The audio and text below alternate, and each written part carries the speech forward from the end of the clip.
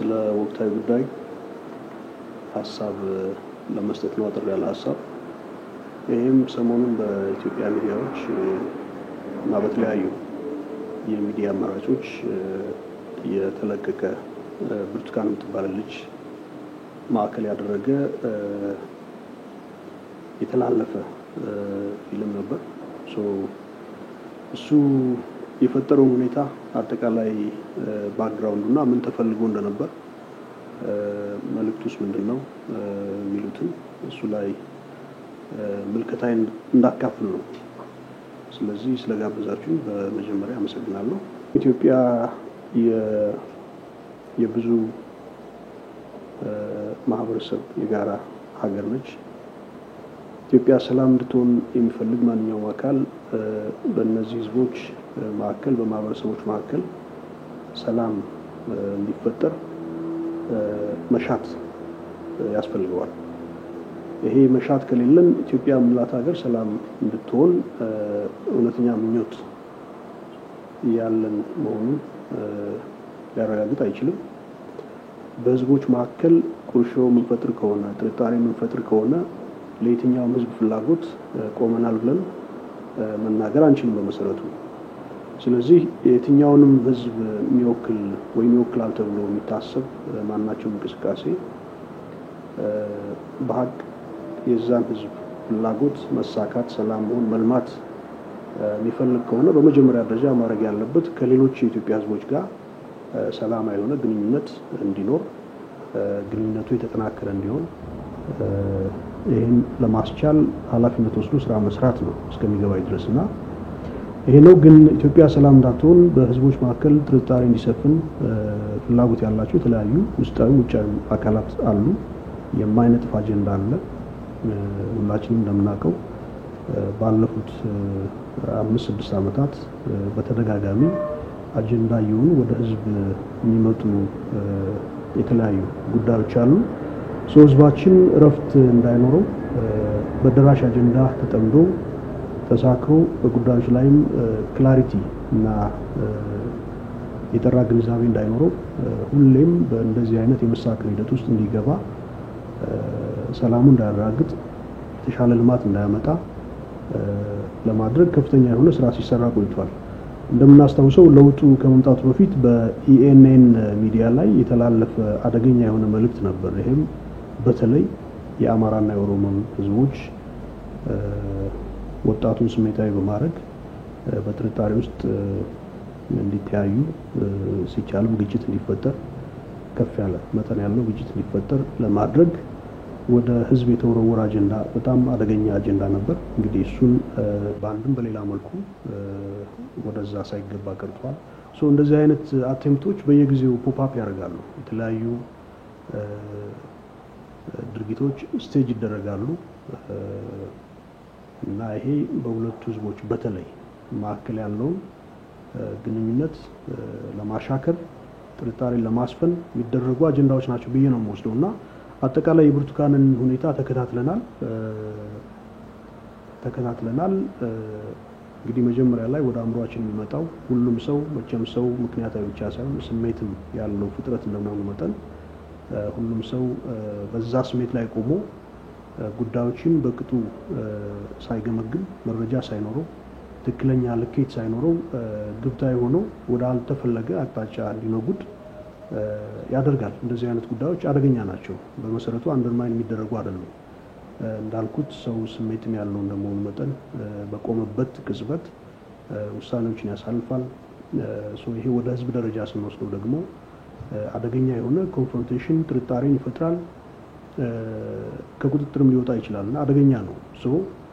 እንደዚህ አይነት ጉዳዮች ታስቦባቸው በጣም ተመክሮባቸው ኢንቨስት ተደርጎባቸው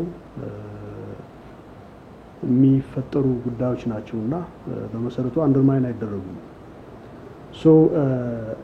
እኔ በተለይ የአማራን ህዝብ ስወስድ ባለፉት ጥቂት ዓመታት በማያባራ አጀንዳ ውስጥ እንዲዘልቅ እየተደረገ ነው ያለው።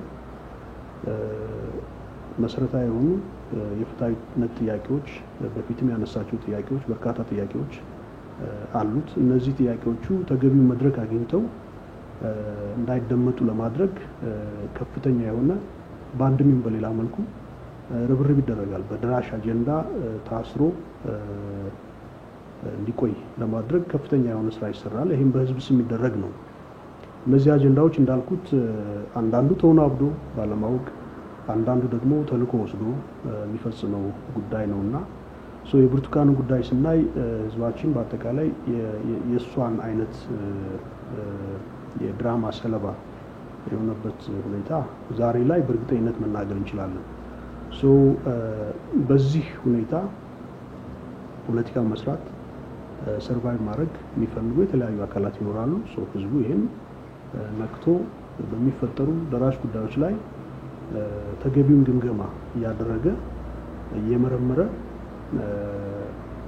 አቋም እንዲይዝ ማድረግና መታገል ያለበትን አካልም እንዲታገል ያስችላል ማለት ነው። እንደዚህም ነው መሆን ያለበት። እንግዲህ በኢትዮጵያ ውስጥ በሁሉም አቅጣጫ ሰላም እንዳይፈጠር የሚተጉ አካላት ይኖራሉ። እነዚህ ደግሞ ፍላጎታቸው ምናልባትም በህዝብ ትግል የተወገደ ስርዓት መልሶ እንዲመጣ ፍላጎት ሊኖር ይችላል። ከዚህ አንፃር የሚወሰዱ አጀንዳዎች ይኖራሉ። ኢትዮጵያም ሰላም እንዳትሆን ከተለያዩ ውጫዊ ኃይሎች የሚሰጡ አጀንዳዎችም ይኖራሉ። ይህንን ተቀብለው ከግላዊነት አንፃር ህዝብና ሀገር ላይ የሚደርስን ጉዳት ባለማየት ባለመመርመር በግብታዊነት የሚደረጉ የግለሰብና የቡድን ጥቅም ማዕከል ያደረጉ እንቅስቃሴዎች ይኖራሉና ይሄ አጠቃላይ ሀገራዊ ክህደትም ሊባል የሚችል ነው። ከዚህ ያነሰ ስምም ሊሰጡ አይችልም። የብርቱካን ጉዳይ አንድ ማኒፌስቴሽን ነው። እንግዲህ በርካታ ጉዳዮች በህዝብ ስም እየተሰሩ አጀንዳ እየሆኑ ወደ ህዝብ ሲወረወሩ ቆይተዋል። ይሄ ሁላችንንም በአንድም ይሁን በሌላ መልኩ ስራ አብዝቶብን ቆይቷል እና ይሄን ነቅቶ መከታተል ሰላም እንዲሰፍን የሚፈልግ አካል መጀመሪያ ደረጃ እንዳልኩት በህዝቦች መካከል ወንድማማችነት እህታማችነት እንዲሰፍን ለዛ ሁሉም ግለሰብ የራሱ ሚና ቡድኖችም ይሁኑ ግለሰቦችም በግለሰብ ደረጃም ቢሆን ሚና ወስደን ሀገራችን ሰላም እንድትሆን መስራት ነው ያለብን። ሀገራችን አንድ ነች፣ ኢትዮጵያ ነች። ከኢትዮጵያ ውጭ ሌላ ሀገር የለንም። ስለዚህ እቺን ያለችን አንዲት ሀገር በተቻለ መጠን ሁሉም ሰው የድርሻውን ወስዶ ከሌሎች ጋር ሰላማዊ ግንኙነትን ፈጥሮ እንዲፈጠርም በመሻት አስተዋጽኦ ይዞ በመቅረብ ሀገራችንን የተሻለ ሰላም የሰፈነባት ህዝቦች በጥርጣሬ የማይኖሩባት ልማት የበለጠ ልማት የሚከናወንባት ህዝቦች የበለጠ ተስፋ የሚይዙባት ሀገር እንድትሆን ለማስቻል ሁሉም ቡድኖችም የተለያዩ አደረጃጀቶችም ግለሰቦችም ይሄንን ፍላጎት በጽኑ መያዝ ይጠበቅባቸዋል። ይሄ ካልሆነ ሀገራችንን ደጋግመን ስንወዘውዛት ሀገር ይፈርሳል። በመሰረቱ ሀገር ከፈረሰ ይሄን ያህል ትልቅ ሀገር ረጅም ታሪክ ያለው ሀገር በህዝቦች መካከል ጠንካራ መስተጋብር ይዞ የቀጠለ ሀገር ዞሮ ዞሮ አብዝተን ስንወዘውዘው የበለጠ ችግር ይመጣል። ጠንካራ ሀገር ነው ያለን። ጠንካራ የህዝቦች ግንኙነት አለ። መሰረቱ በጣም ጠንካራ ነው። ምንም ያህል ፈተና ቢገጥመን ብዙ ፈተናዎችን ሰርቫይቭ አድርገን እንደ ሀገር እዚህ ደርሰናል። ግን ደግሞ ቢያንስ ህዝብ ቀልቡ ወደ ልማት እንዲመለስ ወደ ሰላም እንዲመለስ የተሻለ ሁኔታ እንዲፈጠር እንደዚህና መሰል አጀንዳዎች በቅጡ እየገመገመ እየመረመረ ሰላምን በመሻት ሁሉም ሰው አስተዋጽኦ እና ሚና እንዲኖረው ለማለት ነው።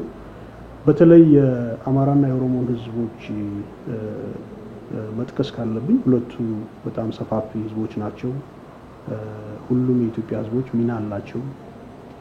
ግን በሁለቱ ህዝቦች መካከል ውጥረት እንዲነግስ የሚፈልጉ ኃይሎች ምክንያታቸው በሁለቱ መካከል የሚፈጠረውን ግጭት ውጥረት አጠቃላይ የኢትዮጵያን ሁኔታ ሸክ ለማድረግ ትልቅ አውድ ስለሚፈጥር እዚህ ላይ ሲረባረቡ እናያለን። እኛ ደግሞ ይሄ እንዳይሆን ይሄን በፍጹም መፍቀድ የለብንም።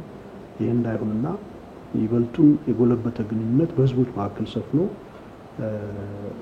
ማየት ይህንን ማራገጥ ከኛ የሚጠበቅ ታሪካዊ ዜጋዊ ግዴታ ነው ብዬ አምናለሁ። ከዚህ ያነሰ ሌላ ሚና ሊኖረን አይገባም። በመሰረቱ ኢትዮጵያ ብቻ ሳይሆን ቀጠናውም ሰላም እንዲሆን አህጉሩም ሰላም እንዲሆን በተቻለ መጠን በመናገኘው መድረክ ሁሉ ሁላችንም ሚና መወጣት መጫወት ሰላም ለሰው ልጆች ሁሉ እንዲሰፍን ማድረግ ነው ያለብን ብዬ ነው የማምነውና ከዛ መለስ ግን በህዝብ ስም የሚደረጉ በጣም የህዝብን ፍላጎት በመሰረታዊነት የሚነዱ እንቅስቃሴዎች መንግስትም ይህንን አበክሮ መታገል ህዝቡም አበክሮ መታገል መቻል አለበት። ይህን ስናደርግ ብቻ ነው የሚፈልገው ሰላም ልማት የሚመጣው ተጠናክሮ የሚቀጥለው ብዬ አምናለሁ። በተለምዶ ኢትዮጵያኖች ሴቶቻችን መልካም ሴቶቻችን እንዲህ ናቸው እንዲያ ናቸው እያልን ብዙ ጊዜ እንላለን። እውነት ነው። ዞሮ ዞሮ እንደ ሀገር ረጅም ታሪክ ያለን ይህ ታሪካችን ደግሞ ሀፕን ያደረገው ብዙ አንጸባራቂ ታሪኮች አሉ። ሀፕን ያደረገው በንጥል ትርክት አይደለም። ዞሮ ዞሮ በህዝቦች መስተጋብር በጋራ ስራ በጋራ መውጣትና መውረድ ኢትዮጵያ የምትባል ሀገር ሀፕን አድርጋለች። እስከዛሬም ቀጥላለች። ይሄ እንዲሆን የህዝቦች መልካም ግንኙነት የጎላውን ድርሻ ይወስዳል። እንግዲህ በታሪክ አጋጣሚ መልካም ያልሆኑ ግንኙነቶች ይኖራሉ። ሀገር ዞሮ ዞሮ ሲቀጥል በሂደቱ ላይ እንደዚህ አይነት ነገሮች ይኖራሉ። አሁንም እንዳለው የቡድኖች እነዚህ ውጥረቶች ይኖራሉ። ያንን ያለፈ ታሪካችን የመልካም ግንኙነት ታሪክ ነው ተብሎ ቢቀርብ ማጋነን አይደለም። ዛስ ዋይ አሁን ድረስ ታላቅ ሀገር ሆኖ መቀጠል የቻለው ኢትዮጵያ ታላቅ ሀገር ነች። ዞሮ ዞሮ ግን አሁን ላይ ትላንት ያልነበሩ አሁን ላይ ምናልባትም ዓለማችን ቴክኖሎጂው የደረሰበት ሁኔታ የፈጠረው አዳዲስ እሳቤ አዳዲስ አመለካከት አዳዲስ ስብዕና ሊባል ይችላል በከፍተኛ ሁኔታ በሀገር አንድነት ላይ ተግዳሮት የፈጠረ መሆኑን ማስተዋል ማየት ያስፈልጋል። ቴክኖሎጂው ለእያንዳንዱ ሰው የፈለገውን ሀሳብ እንዲያንጸባርቅ የሚያስችለው አውድ ፈጥሮለታል። ሰው ደግሞ እንዳልኩት ያው ስሜትም ጭምር ነው። ሀሳብና ምክንያት ብቻ ሳይሆን ስሜታዊም ስለሆነ በሙሉ ስሜታዊነቱ ይሄንን ነፃ አውድ ሲያገኝ የፈለገውን ሀሳብ ያልተመዘነ ሀሳብ መድረኩ ላይ ሲያመጣ ይሄ በአንድም ይሁን በሌላ መልኩ ውጥረት ይፈጥራል እና የኃላፊነት ጉድለት አጠቃላይ ሚዲዮክሪቲ ልንለው እንችላለን። ትንንሽ ሰዎች አጀንዳ የሚፈጥሩበት አቅም የሌላቸው ሰዎች ወይም ጉድዊል የሌላቸው መልካም በጎ ምኞት የሌላቸው ሰዎች ምናልባት በህይወታቸው ከሌሎች ሰዎች ጋር የሚኖራቸው ኢንተራክሽን በጎ ያልሆኑ በጎ መልከታ የሌላቸው በረጅም ማየት የማይችሉ የህዝብ ለህዝብ ግንኙነት የዳበረ እንዲሆን የተሻለ እንዲሆን የማይመኙ ለሌሎች ተልዕኮ ለመውሰድ ዝግጁ የሆኑ የሀገራቸውን ጥቅም ለመጉዳት ዝግጁ የሆኑ ሰዎች በዚህም በዛም ይኖራሉ። ዞሮ ዞሮ በታሪክም እንደዚህ አይነት ሰዎች ነበሩ፣ ዛሬም አሉ። እነዚህ ሰዎች የበለጠ ጉልበት እንዲያገኙ የሚያስችላቸው አውድ ተፈጥሯል።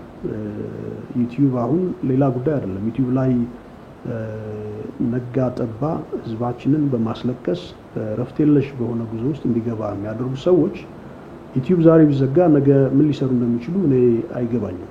ስለዚህ አንደኛ የህልውናቸውን ጉዳይ አድርገው ወስደውታል። ግን በዚህ መልኩ የተገነባ ህልውና መልካም አይመስለኝም። በፖለቲካ አመለካከት ሁሉም ሰው አንድ አይመጣም።